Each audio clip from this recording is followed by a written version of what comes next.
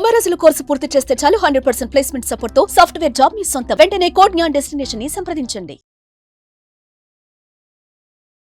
నమస్తే, welcome back to Suman TV. ప్రస్తుతం మనతో పాటు ఉన్నారు family counsellor, motivational speaker Rajani Ramma గారు. మేడంతో మాట్లాడదాం. నమస్తే మ్యామ్. నమస్తే మ్యామ్, మంచి భార్య, మంచి కోడలు అనిపించుకునే క్రమంలో చాలా ఒత్తిడికి గురవుతున్నాం మేము అని చెప్పి కొంతమంది మహిళల యొక్క ఫీలింగ్స్ ఈరోజు ఒకసారి మాట్లాడుకుందాం. అందరి గురించి కాదండి, కొంతమందికి అయితే ఆ ఫీలింగ్ ఉంది. అంటే నేను మంచి భార్య అనిపించుకుని మంచి తల్లిగా అనిపించుకోని క్రమంలో చాలా ప్రెషర్ ఫీల్ అవుతున్నాను. అది ఎన్ని రీజన్స్ అని ఉండొచ్చు. ఒక్కసారి దాని గురించి ఆ క్యాప్షన్ని ఎలా ముగించవచ్చు, అసలు అది నిజమే అంటారా? దాని మూలంగా డిప్రెషన్కి వెళ్తున్నారు లేడీస్ కొంతమంది అని అంటే మీరేం చెప్తారు మేడం? అంటే అసలు మంచి కోడల్ని అనిపించుకోవాలని అనుకోవడం ఎందుకు అసలు? అంటే స్వభావ సిద్ధంగా మనస్తత్వం మంచిదైతే ఆటోమేటిక్గా అంతా మంచే జరుగుతుంది. కానప్పుడే కదా ఈ తాపత్రయం. ఇప్పుడు ఒరిజినల్గా ఉండటం అనేది ఆరోగ్యకరం. ఇప్పుడు యాజ్ ఇట్ ఈస్గా రిసీవ్ చేసుకోగలగాలి ఎవరైనా కూడా. అందరూ ఒక మనస్తత్వం ఉండరు. ఇప్పుడు కోడలు వేరే దగ్గర నుంచి వస్తుంది, వచ్చినప్పుడు అత్తగారి మనస్తత్వం వేరు, మామగారి మనస్తత్వం వేరు, ఇంట్లో సభ్యులందరూ వేరు. చెప్పాలంటే హస్బెండ్ మనస్తత్వం కూడా వేరు. ఈ అమ్మాయి ఒక్కటే వేరే మనస్తత్వం, బయట నుంచి వస్తుంది. వీళ్ళందరూ ఒకింటి సభ్యులు. అలాంటప్పుడు ఆ అమ్మాయి అంతమందిని మెప్పించాలి అని అంటే అసలు ఆ అమ్మాయి వల్ల కాదు. కంప్లీట్గా స్లేవ్ అయిపోవాలి. స్లేవ్ అవ్వాలంటే ఆవిడ మనస్తత్వం అది కాదు అనుకోండి, కానీ అవ్వాల్సిన పరిస్థితి అవ్వగలుగుతుందా? అంటే శరీరం వంగినా లొంగినా మనసు అయితే లొంగదు. ఎందుకంటే దేనికి నేను ఇంత తాపత్రయపడుతున్నాను, మనసు అనేది ఎదురు తిరుగుతూనే ఉంటుంది కదా. అందుకని నేను ఇచ్చే సజెషన్ ఏంటంటే, మనం మంచిగా పోతూ నార్మల్గా ఇప్పుడు చూడండి, ఒక చెడు ప్రవర్తన చేయొద్దు, చెడు మాట మాట్లాడద్దు, మీకు వచ్చినంత చేతనైనంత చేసుకుంటూ వెళ్ళండి. అవతల వాడికి అర్థమవుతుంది, ఎవరైనా కానీ తను ఎలా చేస్తుంది, తను వచ్చినట్టు తన పద్ధతి ప్రకారం నార్మల్గా అన్నీ చేసుకుంటుంది అని ఒక అభిప్రాయానికి అలవాటు పడతారు వాళ్ళు కూడా. నువ్వు అనవసరంగా టెన్షన్ పడి అతి వినయం లాగా ప్రవర్తిస్తే మంచి పేరు సంపాదించుకోవాలని. అతి వినయం అనేది తెలిసిపోతూనే ఉంటుంది. అబ్బో ఇంత బిల్డప్ ఇస్తుంది అది ఇది అనేవాళ్ళు అంటారు. అంటే కొంతమంది అలా ఉన్నారంటారా, నటించే వాళ్ళు కూడా? అంటే నిజంగా తాపత్రయం అంటున్నా నేను. అందుకనే మంచి అవ్వాలి అనుకునే తాపత్రయంలో తన పద్ధతిని ఆలోచనని మార్చుకుంటుంటే కనుక ఆ మార్పుని మరి ఏమైనా అనుకోవచ్చు, నటనే అనుకోండి, తప్పనిసరి పరిస్థితుల్లో నేను మారాలి అనుకుని మారుతోంది అనుకున్నా సరే ఏమైనా పర్వాలేదు. ఇప్పుడు చెప్తారు ఈ ప్రపంచంలో నటన కావాల్సిందే అని, కానీ నటన అనేది ఎప్పటికీ నిలబడదు. మన ఒరిజినల్గా ఉన్నదే అదే నిలబడుతుంది. నటన కొంతసేపే నటించగలుగుతాం, లైఫ్ అంతా నటించలేం. ఇప్పుడు ఈ కుటుంబ సభ్యులు అనేవాళ్ళు లైఫ్ అంతా ఉంటారు కదా, వీళ్ళని లైఫ్ అంతా నటించలేం. అంటే నటించి కొంతకాలానికి అలవాటు అయిపోతే కూడా అది నటనే. నువ్వు నవ్వినా ఆర్టిఫిషియల్గానే హీహి అని నవ్వేస్తాం, వెళ్ళిపోతాం. మనస్ఫూర్తిగా నవ్విందే నవ్వు కదా. అంటే ఆ నవ్వుకు ఆవిడ అలవాటు పడిపోయి బొమ్మకి ఇచ్చినట్టు ఒక నవ్వు నవ్వేసి ఒక మాట మాట్లాడేసి అలా తిరిగేస్తుంది అనుకోండి, అసలు ఆవిడేంటో ఆవిడకి అర్థం కాని స్థితికి ఆవిడ చేరుకుంటుంది తొందరలోనే. హెల్త్ కూడా దెబ్బతినే అవకాశాలు ఉన్నాయి. ఎందుకంటే తనేంటో తనకు అర్థం కాకుండా పోతుంది. ఏం మాట్లాడుతుందో ఏం చేస్తుందో అర్థం కాదు ఈ నటనలో కదా.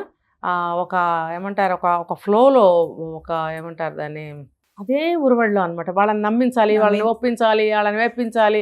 ఆ ఫ్లోలో పోతూ ఉంటుంటే తనేంటో తనకి అర్థం కాని స్థితి, అంటే తను చూసుకోలేని స్థితి వస్తుంది. ఈ దుఃఖము ఈ బాధ అంతా ఇన్వైట్ చేసుకోవటం అవసరమా? కొన్ని రోజులకి ఏమవుతుంది, తనకి అలసట వచ్చేస్తుంది. ఇప్పుడు నటించేటప్పుడు కూడా నరాలు బిగబట్టుకొని కొన్ని మాటలు ప్రవర్తనలు చేయాల్సి వస్తుంది. ఆ టెన్షన్ తోటి ఆ టెన్షన్ విడిపోయిన తర్వాత ఎంత నీరసం అనిపిస్తుందో తెలుసా? ఎందుకు ఈ సమస్యను మనం ఎందుకు ఇన్వైట్ చేసుకోవాలి? అసలు ఇన్వైట్ చేసుకోవడం ఎందుకు, తర్వాత ఆ ఫేస్ చేయడం ఎందుకు? మనం అసలు ఇన్వైటే చేసుకోవద్దని చెప్తాను నేను. అయితే ఏంటంటే చెడుగా ప్రవర్తించకండి. ఇప్పుడు ఎక్కడ మన ఇంట్లోనైనా సరే, మన ఇంట్లో అందరితో మంచిగా ఉండాలని చూస్తాం. అమ్మ అది కాదమ్మా, నాన్న ఇది కాదమ్మా అని చెప్పడానికి ప్రయత్నిస్తూ ఉంటాం ఇంట్లో మనం. అక్కడ కూడా అలాగే ఉండండి. ఇది ఇలా కాదు అత్తయ్య, ఇలా కాదు మా, ఇలా కాదు మరిది, ఇలా కాదు బావ, ఇలా చెప్పుకుంటూ నడుచుకోవాలి.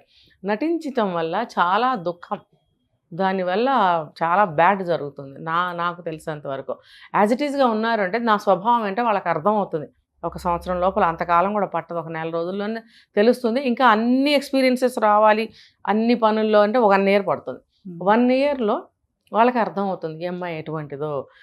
అలాగే వాళ్ళు రిసీవ్ చేసుకుంటారు. బాబా తనతో ఇది కాదులే, అదైతే తను బాగా చేస్తుంది అనే ఒక అభిప్రాయానికి వస్తారు. అంటే వీళ్ళకి వీళ్ళే ఫీల్ అయిపోతున్నారని అంటారా? వీళ్ళకి వీళ్ళే ఫీల్ అవ్వడము, స్ట్రెస్ కి గురవ్వడం. ఇది 1 side ఇప్పుడు చెప్పాను బేస్ అంతా. అసలు ఇప్పుడు చెప్తాను. వీళ్ళు అమ్మో నేను చచ్చిపోతున్నాను, కొన్నేళ్ళు గడుస్తాయన్నమాట, పిల్లలు పుడతారు, హస్బెండ్ ఒక ఏజ్కి వస్తారు, 35-40కి వస్తారు, ఆఫీస్కి వెళ్ళాలి అంటే ఆ యంగ్ ఏజ్ దాటి కొంచెం ముందుకు వెళ్ళినప్పుడు ఏమనిపిస్తుందంటే త్యాగం చేసేసినట్టు, మరి నేను చాలా మంచిగా ఉన్నాను, నన్ను ఎవరు అర్థం చేసుకోవటం లేదు అని ఒక ఫ్రస్ట్రేషన్ వస్తుంది. ఇది ఖచ్చితంగా వస్తుందండి. ఇదే నేను చెప్పేది, ప్రాబ్లమ్ని ఇన్వైట్ చేయడం ఎందుకు, దాన్ని మళ్ళీ ఫేస్ చేయడం ఎందుకు? అసలు ఇన్వైట్ చేయకండి, మీరుగానే ఉండండి. అలా అని గయ్యాళి గంపలైతే గయ్యాళి గంపలాగా ఉండమని నేను చెప్పట్లేదు. ఒక మంచి పద్ధతిలో ఉండండి, ఎవరికైనా చెప్తాం మంచిగా ఉండండి, ఒక డిసిప్లిన్గా ఉండండి, ఒక పద్ధతిగా ఉండండి. ఏ మనిషికైనా ఇవి కావాల్సిందే కదా. ఇల్లు అన్న తర్వాత, సంసారం అన్న తర్వాత, ఇంట్లో ఎంతమంది పాత్రలు ఉన్నారో వాళ్ళందరితో కూడా నార్మల్గా ఒక మంచి పద్ధతిలో, ఒక క్రమ పద్ధతిలో డిసిప్లిన్గా పోతూ ఉండాలి. అందరూ అలాగే పోవాలి. ఈవిడ మీదే కాన్సన్ట్రేట్ చేశారనుకోండి ఇంట్లో ఉన్న వాళ్ళందరూ, ఆవిడ బ్రతకలేదు. అందుకని వాళ్ళు కూడా ప్రతిదానికి కోఆపరేట్ చేస్తూ వాళ్ళకి సహకరిస్తూ ఉండాలన్నమాట. ఉన్నప్పుడు ఈవిడికి టెన్షన్ ఉండదు, వాళ్ళకి రాదు. తర్వాత ఇక్కడ ఇంకొక వర్షన్ ఏం తెలుసా మేడం, మీరు అన్నారు కదా పిల్లలు పుట్టారు, పెద్దోళ్ళు అయ్యారు అంటే అప్పటికి ఈవిడికి ఒక 25 నుంచి 30 30 నుంచి 40 సంవత్సరాల మధ్యలో ఉన్నారనుకోండి, వాళ్ళంటే ఒక భ్రమలో ఉంటారంట. అసలు మేము బ్రతుకున్నామా లేదా, మాకు అసలు ఏంటి, మా పిల్లలు మమ్మల్ని పట్టించుకుంటున్నారా, నాకు సపోర్టివ్గా ఉంటున్నారా, నా భర్త నన్ను పట్టించుకుంటున్నారా, అదొక ఫీలింగ్ అనుకోవచ్చు అంటారా? సహజంగా ఉంటుందండి. ఎందుకంటే అది ఇంకా పరిణితి చెందని వయసులో ఉన్న పిల్లలు, టీనేజ్ కంప్లీట్ అవ్వాలి. ఈ లోపల వాళ్ళకి ప్రతి ఒక్కటి తెలియజేయాల్సిన ఆవశ్యకత, నేర్పాల్సిన అవసరం తల్లిదండ్రులకే ఉంటుంది. ఇప్పుడు తల్లి హౌస్ వైఫ్, తండ్రి ఆఫీస్ అనుకోండి, ఆటోమేటిక్గా మొత్తం 75% బాధ్యత తెలియకుండానే భార్య మీద వచ్చి పడుతుంది. ఇంట్లోనే ఉంటుంది కదా, అన్నీ చూసుకోవాల్సిన అవసరం పడుతుంది. అదే తాళాలేసి మట్టుకు వాళ్ళు వెళ్ళిపోయారనుకోండి, అదేం ఉండదు.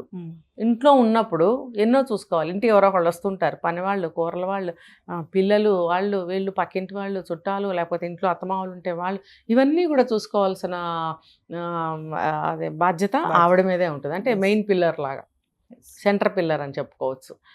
అదంతా ఆవిడ మీద ఆటోమేటిక్గా ఉంటుంది. అది వాళ్ళే ఇంత బరువు తీసుకొచ్చి మీద వేయరు, కానీ దాన్ని అలా బర్డెన్ ఫీల్ అవ్వకుండా టైంని మేనేజ్ చేసుకుంటూ, ఈ టైంకి ఇది నీకంటూ ఒక టైం పెట్టుకో. ఈ మార్నింగ్ బ్రేక్ఫాస్ట్ సెక్షన్ వరకు పని కొంచెం ఒరవడి ఉంటుంది. అక్కడి నుంచి ఒక 1 hour తనకు పెట్టుకోవచ్చు. 1 hour ఏంటి, 2 hours అన్నా పెట్టుకోవచ్చు. ఎందుకంటే మార్నింగ్ బాక్సులు కట్టి పంపించేస్తారు అందరికీ, దాదాపుగా వంట అయిపోతుంది. మిగులు తగులు వంట ఉంటే ఇంట్లో ఉన్న వాళ్ళకి 12 o'clockకి స్టార్ట్ చేసుకోవచ్చు, ఒక 1 hourలో వంట చేసుకోవచ్చు. ఈ మధ్యలో ఉన్న 10 to 12 2 hours వాళ్ళు ఎలా అయినా చక్కగా ఉపయోగించుకోవచ్చు. అంటే ఫ్రెండ్స్తో సినిమాలకి, షాపింగ్లకి అంటే నేను చెప్పలేను, కానీ చిన్న చిన్న పనులు అయితే చేసుకోవచ్చు వెళ్ళి. అలాగే ఇంట్లో మిగతా తీర్చిదిద్దుకోవచ్చు. తను ప్రశాంతంగా కూర్చుని కాసేపు టీవీ చూసుకోవచ్చు, బుక్ రీడింగ్ చేయొచ్చు, పక్కింటి ఫ్రెండ్స్తో మాట్లాడుకోవచ్చు, ఇల్లు సర్దుకోవచ్చు, ఇంటీరియర్ డెకరేషన్ ఏదైనా కావాలంటే చేసుకోవచ్చు, లేదు ఇంట్లో ఉన్న సభ్యులతో కాసేపు స్పెండ్ చేయొచ్చు, ఎన్నైనా చేసుకోవచ్చు. దానికి మానసిక వికాసం కలుగుతుంది. అప్పుడు వీళ్ళు మరి ఆ టైంలో ఏం చేస్తారో, ఎలా ఫీల్ అయిన ఆడవాళ్ళు నాకు తెలియదు. మరి తర్వాత మళ్ళీ మధ్యాహ్నం కాసేపు రెస్ట్ తీసుకోవచ్చు, గంట సేపు, అరగంట సేపు వాళ్ళు టైర్డ్ అయిపోతే కనుక తీసుకోవచ్చు, టైం ఉంటుంది. మళ్ళీ 4 o'clockకి 3 o'clock పిల్లలు వస్తారు కాబట్టి మంచిగా వాళ్ళ కోసం రెడీ అంటే ప్రతి ఒక్క మూమెంట్ని కూడా ఆ టైం మేనేజ్మెంట్ చేసుకుంటూ ఉంటే కనుక ఎంజాయ్ చేయగలుగుతారు.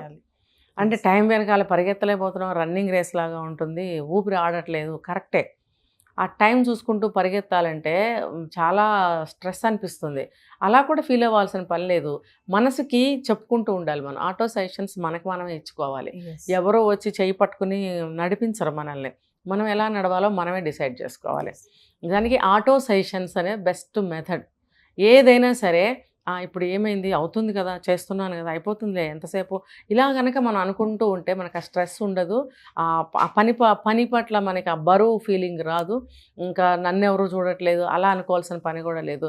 అది ఏంటంటే నిజంగా అలా ఫీల్ అయితే, అటువంటి సిచ్యువేషన్స్ ఉంటే దానికి వేరే పద్ధతులు ఉన్నాయి.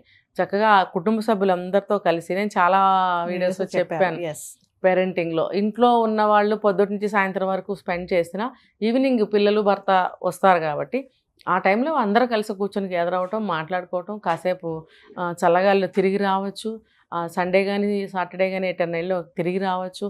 కావాల్సినంత టైం ఉంటుందండి. వాళ్ళ ఆలోచనల్లోనే టైం ఉండదు, కానీ ఆచరణలోకి వస్తే ఉంటాయి, అన్నీ ఉంటాయి.